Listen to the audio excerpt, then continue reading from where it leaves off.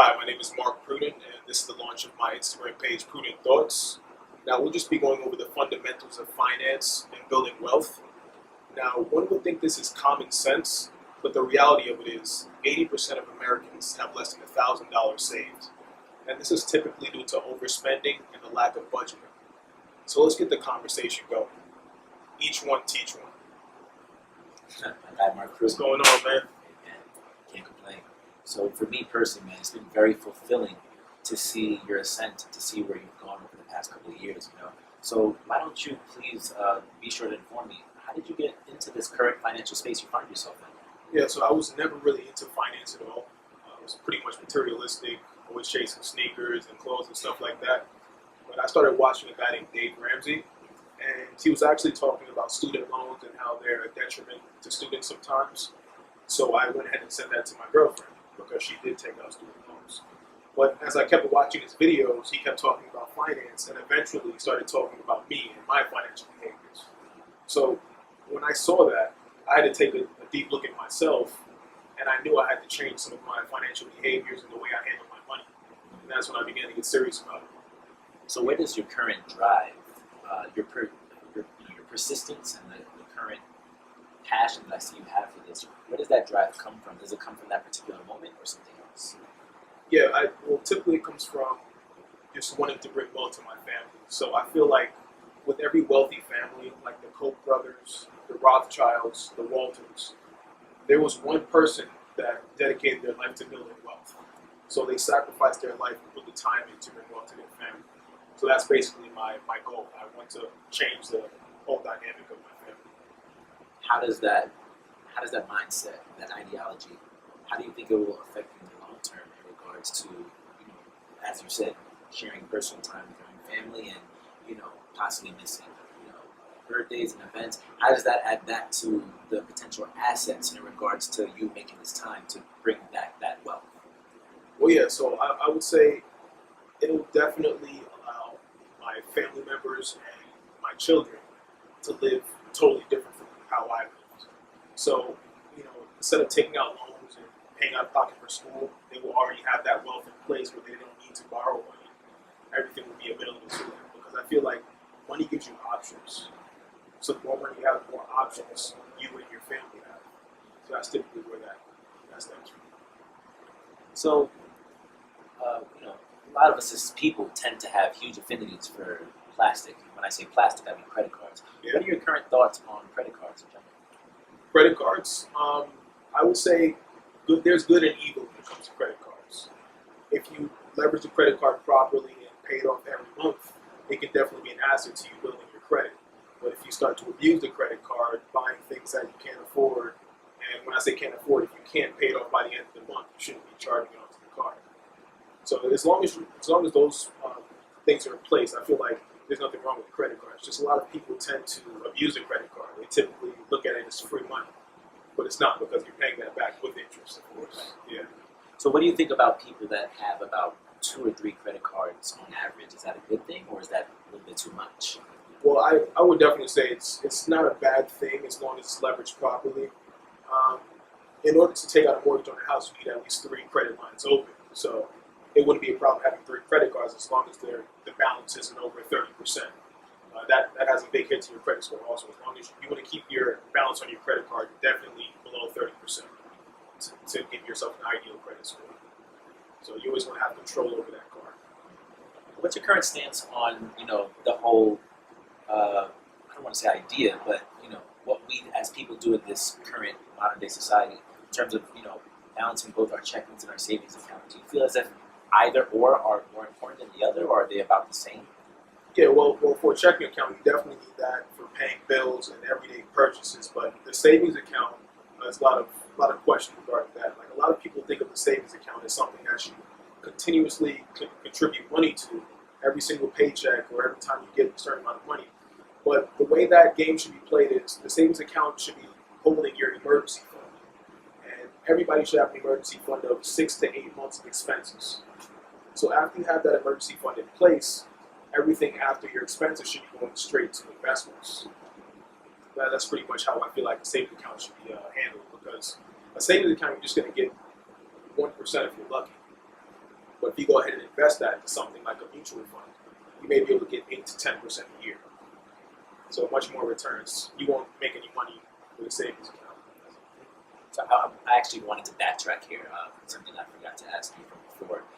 What's your perception or your stance, your idea on credit card companies that come and display their credit cards, on deck in terms of like on campus, for newly minted college students? What's your opinion and stance on that? Are those credit cards coming with certain cachets that the students themselves don't know about in terms of like the clout that those credit cards have and those companies in general, or are those people, those credit card financial specialists coming in just seeking a form of way to capitalize on a student that doesn't happen to have any financial education or investment in terms of like how to manage and regulate money?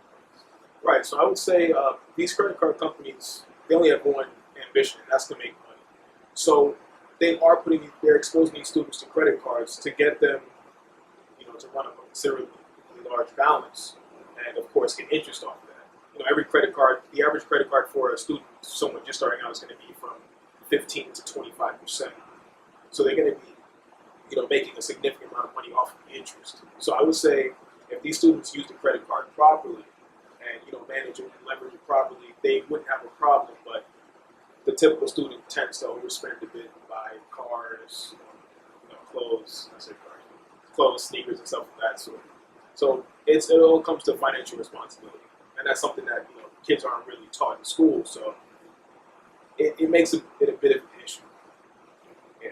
That actually leads into my next question. Right. My next question was going to be, what is your? I wanted to mix this up with education a bit. What is your current line of thinking in regards to us not having any financial backgrounds of not just through ourselves or generationalized through our family, but your idea of not receiving financial education in school, especially high school, right? Because high school is where the young adult comes of age, comes into play, and prepares themselves to go to college. What's your mindset upon that? Not getting that financial background, that backing, that education that one needs going into college. I would say that's something that's done deliberately. Basically, when it comes to society, I think they would like the majority of us to be consumers. So they want us to spend as much as possible so the corporations make as much as possible. So we're not going to be taught that in school, but it's up to us as parents and also friends and family to educate ourselves and educate our family. We have to spread the message because we can't depend on someone from the outside to teach us. We have to grab that knowledge for ourselves because the problem is evident. And if we see the problem, we've got to fix the problem. That's right. You're currently, dabbling, into investments and a lot of different things right now. So I happen to have, a slew of questions for you. But one question I wanted to, work into is, your idea of the stock market. What's your current take on it right now at this point in time? Stock market it's booming right now. It's very healthy. I typically don't deal with single stocks. I actually go towards mutual funds. And that's a good way to invest in several stocks at one time. So that's pretty much the way I handle the stock market. I don't really wait for a time to invest in the stock market. I just invest as consistently as possible. And that'll allow me to receive returns if I invest in good times and bad. Everything should work out well. What are some pinpoints you could shift or point us to? I remember we talked one time about Wealthfront. Maybe you can talk a little bit about that. Just whatever pinpoints that you happen to have for someone, just getting their feet wet and just starting out. Right. So typically before we speak about investing, I always like to say it's always good to cut down on expenses and eliminate all debt before you start to invest.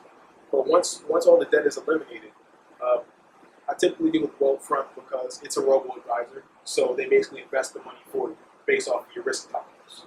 So us as young people, we should be going as risky as possible. So the risk tolerance should be about a 10. They do it from 1 to 10. And they allocate the money that you put in monthly or weekly into these investments, and you typically earn an average of 8 to 10%. So that's actually pretty good for the stock market. An S&P 500 index, which is a index fund similar to a mutual fund, they've been averaging about 11% over the last 30 years. So if you were to invest $300 a month from age 24 to 65, you have about $3.5 million just based off of the compound interest. So, curious, what is your current stance on 401ks, 403bs? I know, talking to my mom and a lot of parents that come from the generation before us, they're always telling us, look into making sure that every single paycheck that we accrue is going into, these saving plans or these retirement funds that, should 40, 50 years down the line have a little something for us. Maybe you could break down some, interest rates or what's your current stance on it and what we can actually get out of it, if anything. Yeah, so like a 401k is an excellent savings vehicle for your retirement. It's actually tax deferred, so you're putting your money in before taxes, and once you're ready to withdraw it at your retirement age, it would actually have to be taxed. So you're not paying taxes on it now, and then when you withdraw it, you pay the tax. The one thing I don't like about the 401k though is you actually can't touch the money until you're 59 and a half. If you try to withdraw before that age, you'll incur a 10% penalty. And I plan on retiring, in my late 30s or early 40s, so I can't really contribute to something that's going to give me a penalty if I withdraw before 59 and a half. That's my only drawback. So I'd say if you're looking to retire early, it may not be the best savings vehicle for you. But if you are gearing towards that normal, work from, 23 to 67, that would actually be a great retirement vehicle for you. But if you're looking to retire early, like I said, it would be a good idea. But that 10% penalty. Yeah. What about CDs? I've heard about CDs in my government and finance class that I took in high school. But it was very surface level and very basic. And especially being 17, 18, that's a lot to absorb and soak in at that time. And Exactly. not really digest and understand. So what's your current take on CDs? Yeah, CDs. I mean, it's not a bad product, but at the current rate, the interest rates are not that good at all. Basically, with a CD, you lock your money up for a certain amount of time, whether it be 6 months or 5 years, and during that time, you'll be incurring interest. The only drawback is you're not able to withdraw your money in between that time frame. So if you set up a CD for 5 years, you can't touch that CD for the 5 years, and if you do, you'll incur a penalty. So I wouldn't really advise to go for a CD because of the low interest rates. It's always better to go towards something in the stock market or something like that where you can gain a significantly better return. So what do you think about college in terms of families, mothers and fathers that are looking to invest into their son or their daughter's college careers, especially, if you have, a family of 4, a family of 5, 3, 4, 5 kids, you just want to make sure that they're off to the right start. What should parents possibly look at? So there are many options for parents when it comes to college, saving for the child's college tuition. And it's actually something called a 529 account, and it allows you to save for your child's college tuition from the time they're born up until they're ready to go to school. And the great thing about that is it grows tax-free. So that's a great option for parents looking to save for their children for college. Also, you hit it right on the money, talking about financial debt, talking about student loans, right? Student loan debt. What routes, what avenues can students, well, not students at that point, right? College graduates take? What courses can they go about in regards to crushing and absolving that student loan debt? Well, definitely. It's the best way to go about it is just trying to pay as much as you can. We're talking, you want to set up a written budget, eliminate the small expenses that are there that really you don't need. Like I would say, I had something that I eliminated from my expenses recently. It was Uber. I was spending like $600 or $700 a month with Uber. So I decided to cut that expense and ride the bus. Sometimes you have to sacrifice to pull some money out to allocate it somewhere else. And that money can be put on that student loan. And then we find something else that's unnecessary, cut that expense and put it on the student loan. If we literally attack the student loan, we can make that disappear. But it's got to be a sacrifice. A lot of people aren't willing to sacrifice. Everybody wants the easy route. But one quote that I like to live by is, if you do what is easy, your life will be hard. That's a really good quote. Very powerful. Very good. I want to shift gears a little bit. Yeah. Cryptocurrency. Oh, nice. Yeah, it's a nice one. We've had conversations about it. You've informed me, and you've been doing very well in terms of not only just practicing and dibbling and dabbling, but also informing the likes of others who are currently now finding themselves to be proactive in this way. Right. Cryptocurrency. Could you just start with a basic general framework for the viewers out there in regards to what cryptocurrency is? Why does it matter in this current climate of 2017 going into 2018? And how could they go about acclimating themselves into the system seamlessly? Right, so that's a great question. So cryptocurrency is basically a digital currency, and it's based off the technology called blockchain. Now, one of the most popular cryptocurrencies would be Bitcoin, of course. It's actually growing amazingly in value. It was, I believe, $600 last year this time, and now it's pushing it upwards of 16,000. So it's up about 1,000%. The reason for Bitcoin's rapid growth is simply because there's only 21 million coins in circulation. So there's 11 million millionaires in America. If all 11 million millionaires wanted to give 2 Bitcoin, they couldn't because there's only 21 million in circulation. So there's a scarcity aspect on it. It was actually created by someone by the alias of Satoshi Nakamoto, and he designed this for a way to send payment person to person without the interference of a bank. So just to eliminate the third party. So he's actually anonymous and he never revealed himself, but his main intention was to decentralize the ability to send money from person to person. Like if you want to send money to me right now, you'd have to go to Chase, go to QuickPay, and send it to you. But with cryptocurrency, I can send it directly from my wallet to your wallet without any third party at all. So that's pretty much why cryptocurrency is booming. It's eliminating the third party and decentralizing many different aspects of money transfer and merchant processing and stuff like that. So, decentralized, you use that term, right? Decentralized, and you mentioned, there are no third party involved. It's just, direct. I trade with you, you trade with I, and vice versa. Exactly. So, does this possibly open up a chance for interventionalists or hacker specialists to come in and intercede what is currently going on here and to disrupt the nature of what's currently going on with cryptocurrency? There's always a possibility for hackers. One of the most popular exchanges for Bitcoin and other cryptocurrencies is Coinbase. Now, they do insure the coins that you have on their exchange if they get hacked. But if you get yourself hacked, then that would be on you. So there's many different ways someone can hack you. If they hack into your email, they would be able to reset your password and gain access to your Coinbase. But one of the strongest precautions that you can do to protect your cryptocurrency is getting a hardware wallet. So there's 2 hardware wallets that are pretty popular. It's one called Trezor and another called Ledger Nano.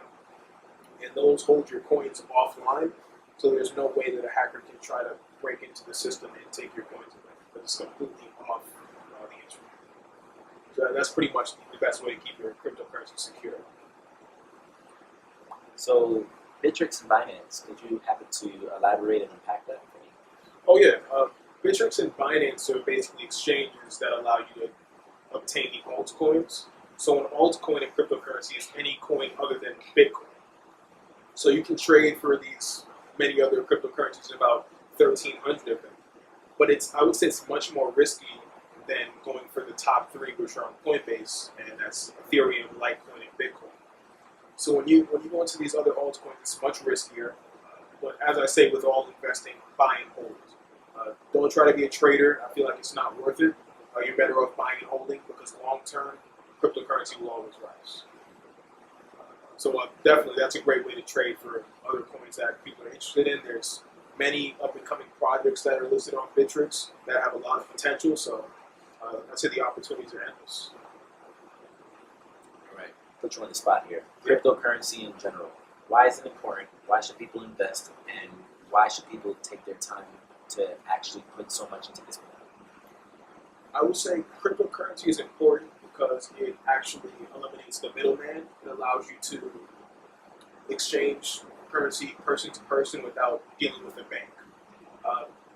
Same thing with fees. So if I wanted to wire money over to you, it would probably cost me over $40 to wire transfer that through a bank. But through cryptocurrency, with the new advancements and things that they're adding on to Bitcoin, Ethereum, and Litecoin, and other cryptocurrencies like them, it's almost essentially no fees. They're working on ways to actually make it less than a penny. So this technology is really going to revolutionize the way people send money and purchase things and transact. Because I see cash becoming obsolete eventually. People aren't going to be carrying paper money, but the one thing people will always carry would be a smartphone or some type of technology. I believe in Asia, there's not many people with bank accounts in Asia. I believe over 40% of them are unbanked, but over 90% of them have smartphones. So with that being said, the smartphone will be the new way to conduct payment and conduct transactions. So that's why I feel like cryptocurrency was such a revolutionary thing. Why you should invest? I really never try to tell people to invest. I don't like to give financial advice. What I can say is there's enormous upside. Whatever cryptocurrency that you are interested in, I would say research as much as possible, invest in what you believe in, and buy and hold. And everything should work out well. Will the institutions such as the Federal Reserve Bank and U.S. government, will they get into this? Well, yeah, that's I couldn't really say that yet. When it comes to Ripple has over 100 banks that are behind it. So Ripple's another cryptocurrency that's working with banks. But I wouldn't be able to say that the Federal Reserve would get involved.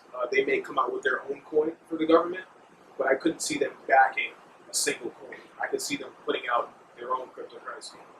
Because just like paper money would be obsolete, the government would have to evolve and create a way to conduct payment and transaction without paper money, and I think they would be going towards a cryptocurrency. Do you happen to have any last-minute tips, whether financial or just thinking of savings or ideas in regards to monopoly or currency in general for the viewership out there for their 2018 and beyond? Well, definitely. I would say your income is your most valuable wealth building tool. If you give away your income, you give away your wealth. So I look at it as a seed. So your income is your seed.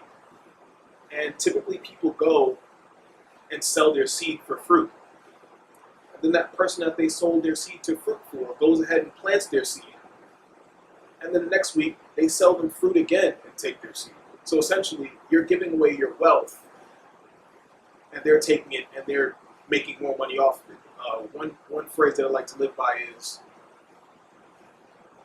wealth transfers from people that don't manage their money to people that do manage it.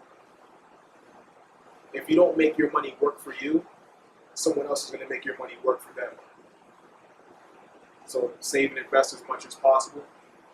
You want to set up a written budget, eliminate the unnecessary spending, and I would say just once you establish your emergency fund, just continuously invest, and you will be successful.